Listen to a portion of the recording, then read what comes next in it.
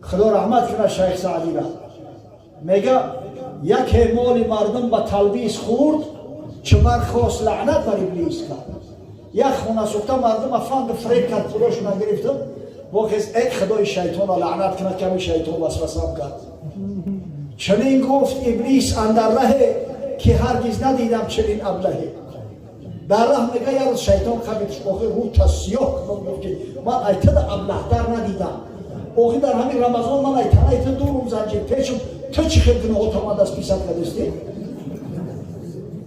تو را با من از ته فلان آشتی چرا تیغی پیکار برداشتی؟ ای خونه سخته تو شریکی ما شیدگی تو هم شیطانی. این شیطان فقط جینی نمیشود، شیطان انسی هم میشود. همون در آخرین سوره قرآن قول انشاءالله امروز در ختم اشاره قاری میخونش خدای تعالی گفت من الجنة و الناس با خدا پناه طلب کنه از شر شیطانهای جینی و شیطانهای انسی.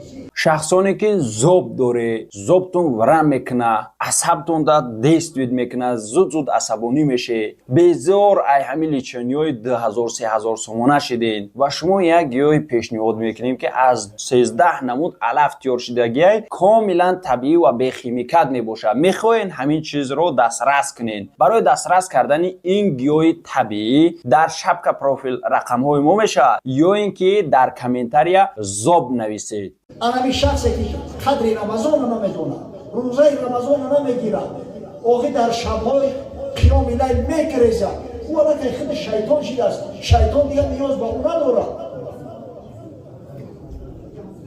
حضرت ابوذر میگه داخل مسجد شد، پیغمبر خدا صلی الله علیه و سلم گفت یا ابوذر تعوذ بالله من شر شیاطین الجن و شیاطین الانس. ای ابوذر گفت با خدا پناه طلب کن از شر شیطان‌های جینی و شیطان‌های انسی. حضرت ابوذر غفاری با تعجب گفت یا رسول الله اول الانس شیاطین، آیا همه انسان‌ها هم شیطان دارند؟ حضرت گفت بله، حالت‌های میشود که شیطان‌های انسی از شیطان‌های جینی در ضرر رسوندن میشن. برای دیگه سپیست کردن نمیشه واقعی. و یصفد فیه کل شیطان مرید، این شیطان‌ها زنجیر پیچند. کنون کرد باید عمل را حساب، نه روزه که منشور گردد کتاب. ای بنده مومن همین روز حساب کتاب کارت ببین. فردا روز قیامت دیگر روز یعنی درآوی هر چیزی را کاری بی همون درآو میکنی میگیری. بر روزی که دهشت برند انبیا تو عذری گناه را چی داری؟ بیا.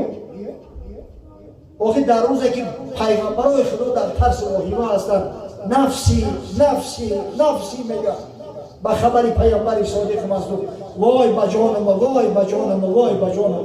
تو چه عذر داری؟ فقط در پیش خدا چه عذر خواهی میکنی؟ آخه غیر رمضان باشم بگو شیطان فریب کرد. در این رمضان چی میگه؟ زنان را به عذر معین که هست زی طاعت بدارند گهگاه دست. زنان یک عذر دارند، همین وقتی که کسل زمانه شدن دیگر روزه را میخرند، دیگر حقی نماز خوندن ندارند، ای نماز دور میشینند. تو به عذر یک سو میشینی چه زن، روی کم زیزن لافی مردی مزن. حتی جوانمرد به یکان عذر ای نماز میگریزی ای روزه میگریزی. تو چی غیره داری؟ چی دعوی جوان مردی میکنی؟ مرتبه و منزلتی تو ای زن در پسته داری. زنانی که طاعت بر رغبت برند زی مردان اینا پارسا برکرد. و ینادی منادی کل لیلتی، انمی شب تا سحر منادی میگه ندا میکرد است ای طلب کننده ای کاری خیر شتاب کن. سبحان الله. این شب میدونه چی شب است؟ شبی که خدای تعالی برای محمد صلی الله علیه و سلم برای امتای محمد صلی الله علیه و سلم هدیه‌اش کرده است. شب هدیه الهی، شبی که خدای تعالی در قرآن گفت لیلة القدر خیر من الف شهر. شب قدر بهتر است از 1000 ماه. 1000 ماهی طاعت عبادت، 1000 ماهی خالی نه، از 1000 ماهی طاعت عبادت. شخص در همین شب صدقاً خدا را عبادت میکنه. تصور کنه که 83 سال و 4 ماه عبادت خدا را کرده است. والله کسی که به قدر همین نعمت خدا نمیرسه این شب پاس نمیدونه کورنامه کرد. حقیقتا کورنامه که میکنه در نعمت پروردگار به قدر این شب برسیم برادر. نشود که بعد خط قرآن بگذرونیم و ببریم سر بنمونیم خواه کنیم یا ایو بدتر در تای تلویزیون چشم را بلح کنیم و فوتبال تماشا کنیم. تا صبح رحمت خدا نازل میشود. تا صبح تنزل الملائکه و الروح و امر پروردگار ملائکه ها و روح القدس حضرت جبرئیل امین به زمین نزول میکنند. سلام هی حتی مطلع الفجر تا دمیدن صبح صادق. هر مسلمانی را میبینند که بیدار است به عبادت مشغول است، ملائکه های رحمت خدا که از نور آفریده شدگان به همون بنده خدا سلام میگفتند، عرضی سلام و درود میکردند، در حقش دعای خیر میکردند. همین شب التماس استفاده برای به خدا قسم این شب نعمت های داره. کی میدونه تا شب قدر دیگه زنده میمونه یا نمیمونه. شب چنین دری هفت آسمان به رحمت باز، ز خویشتن نفس ای پسر به حق پرداز. شبی که هفت دری رحمتی پروردگار بازه، همین یک شب ای بحری خواب بگذاره که ناشکری هم خواب شود، یک شب عبادت خدا بگذاره. چه روزها به شب رفت در هوا و هوس، شب بروز کن آخر به شکر و ذکر و نماز. دو سه بچه گفتن که همین بلیارد خونه اومدیم تا روزا بلیارد زدیم، برای یک بلیاردی پدرالت شب خونه جدید. در شبی که 83 سال و 4 ماه اجر ثواب در نامت می نویسم، گناهات همه را سپیست میکنم و هم یک شب به خاطر خدا پاس بدم. مگو شب به عبادت چگونه روز کنم، محیب را ننماید شبی وصال دراز. تلخت نکفر که اوه بچه یک شبی درازه تو سهر خیلی نیستم. اگر تا حقیقتا محیب باشی برای محیب شبی وصال دراز نیست. همین شب یکم شبچه خوب برود، یکم خودموردش نباشه و اگر ای همه موندگی در شب یکم عروسیش خیلی خوابت ببرد. کریم عزوجل غیبدان و مطلع است، گرش بلند بخوانی و گر به خفیه و راز. آقای پروردگاری بزرگ غیبدان و مطلع ای قلبی تو آگاه ای. شرط نیست که تو عالم تفتازانی باشی و دعاهای همون کلیوی کنی. انشاءالله به همین زبانه که خودت میدونی صدقاً دعا کن، در حقی خاندان دعا کن، در حقی فرزندان دعا کن، در حقی او پدر و مادری که تو را کلام کردن و به این درجه رسوندن دعا کن، در حقی گذشته ها دعا کن که وقتی پگه تو مردی در حقی تو با دعا کن. ای طلب کننده کاری خیر شتاب کن.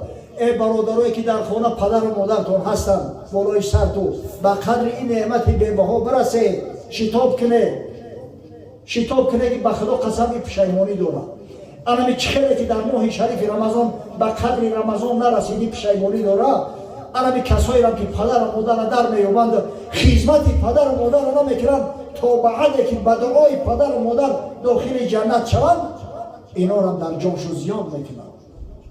حضرت صلی الله علیه و سلم باره در روز جمعه بالای منبر میبرند. منبر حضرت 3 زینه داشته است. وقتی قدم مبارک در زینه یکم گفت آمین، مردم همه متوجه حضرت هستند، گوش کردند، هیچ کلمه ندیدن، یگان دعا نشنیدن، حضرت آمین گفت. بعدا میگه پشت وقتی در زینه دیمان باز تکرار کرد آمین. در زینه سوم هم حضرت آمین گفت. بعضیا کنجکاوی کردند، گفتن یا رسول الله لما امنت، ای پیغمبر خدا چرا آمین گفتی؟ آخه عادتا آمین بعدی دعا میکنند، یکان دعا ما نشنیدیم. حضرت گفت شما چشم بینا نداره و ایلا جبرئیل علیه السلام نزد ما آمد. حضرت جبرئیل الحال در مسجد بود. وقتی همین قدم در زینه اول میگذاشتم گفت یا محمد صلی الله علیه و سلم، خار و نگونسار بود بنده که ماه شریف رمضان در میروبد و در این ماه عبادت خدا را به حدی نمیکنه که خداوند تمام گناههای پیشینش را ببخشد. بگو آمین. میگه من گفتم آمین. وقتی در همین زینه دیم قدم ماندم حضرت تاکید کرد گفت یا محمد صلی الله علیه و وقتی در همین زینه دیم قدم ماندم حضرت تاکید کرد گفت یا محمد صلی الله علیه و سلم، خار و نگونسار باد شخصی که پدر و مادر در سن سال پیری در می‌یابد یا یک نفر از همین پدر و مادر و به حد خدمت شدن میکنه که به دعای والدای داخل جنت شود خارش کنه خدا. آمین بگو. میگم من گفتم آمین. وقتی میگه در زینه سیب قدم گذاشتم باز تکرار کردم ای حبیب خدا خار و نگونسار باد امتهای تو اونایی که نام شریفی تو را میشنوند و بر تو صلوات نمیفرستند. بگو آمین. میگم من گفتم آمین. ببینید ملائکه خدا دعا کرده است پیغمبر محبوب الله آمین گفته است او البته پیش پروردگار اجابت میشود. خدمت کنید پدر و مادرها را دعای پدر و مادرها را بگیرید ای خود کلانو را احترام کنید. این سنت مولای حبیب دلها محمد مصطفی صلی الله علیه و سلم است. سعی کنید که بعد گذشتن ماه شریف رمضان و مسجدها را خالی نمانه بچه‌ها. همین مسجد در حق باشنده‌هاش دعا میکنه.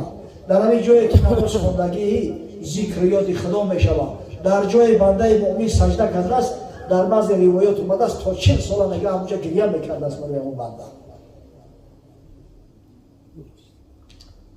آسمان سجده کند پیش زمینی که در آن مردمان یک دمه که بهر خدا میشینند. خدای بزرگ محفل مبارک بگردند. یک ختم قرآن به درگاه بی‌نیاز قبول فرما. در نامه اعمال شرکت کنندگان این ختم نوشته بگردان. نه پیش نماز شام برای برادران یک حسابی همتری استاتیستیکی دادیم که کسی که در ختم قرآن اشتراک میکنه به خبر پیامبر صادق مصدوق 238 میلیون و 518 هزار ثواب میگیره. همش به دلیل حجت که حضرت صلی الله علیه و سلم گفت من قرأ حرفا من کتاب الله کتب له حسنه و الحسنه بعشر امثالها. هر کسی در ختم قرآن شرکت میکنه به هر حرفی که تلاوت میشود خدای تعالی امر میکنه در نامه اعمالش حسنه بنویسند. هر حسنه 10 ثواب دارد. هر حسنه 10 ثواب دارد. در قرآن با قول امام حمانی 340,740 حرف موجود است. این 340,740 به 10 ضرب بزنه 3,407,400. این بود برای کسایی هسته که قرآن در غیر نماز میخونند. این انتا در خونه شیشنگی قرآن در پیشش میخونند.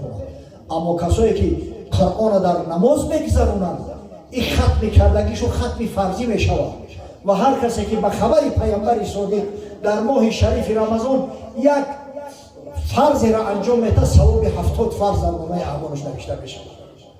انا که همون 3,407,400 بگیره به 70 ضرب بزنه 238 میلیون و 518 هزار ثواب میگیره. اگه خشاب به حال مسلمانه که خدای تعالی بهره‌ورش بگردونه که از همه فیض برکت‌ها خچه به نصیب نسازه.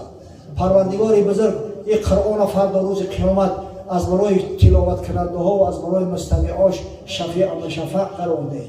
خداوند چنانه که حبیبت محمد صلی الله علیه و سلم بشارت داده است در سرمون تاج کرامت بگذار. از باب ریان داخل جنت مان کن. از جمال بی‌مثالت برخوردار و با نصیب مان گردان. پروردگار برادرایی را که سببگار این محفل‌های خیر میشوند فردا روز قیامت همراه مجتهدین اسلام همراه بزرگایی که خدمت در این دین کرده‌اند محشور گردند. خدای عاقبت امورمان را خیر انجام. پروردگار غیرت مهمت مامته که طلب کننده کار خیر باشیم در طلب کار خیر حالی ان شاء الله 4-5 روز دیگر مونده است شتاب کنیم و از زمره کسایی باشیم که از کار بد متنفر باشیم. لااقل سعی کنیم که در ماه شریف رمضان دل کسی را آزار ندهیم، با کسی جنگ عربده نکنیم، در حق کسی خیانت نکنیم، کسی را در حقش سخنی بد نگوییم. سعی کنیم که عملمون خیر باشند، عملمون زیبا باشند تا به همین عملای زیبا فردا روز قیامت خداوند همنشینی حبیبش محمد صلی الله علیه و سلم و اصحاب بزرگوار حضرت صلی الله علیه و سلم برامون نصیب و روزی بگردونه. پروردگار اشاره خوری را زبانشان بر راه بگردون، ذهنی ذکی و فهمی ساقی و همه شیاریت مددگارش بگردون.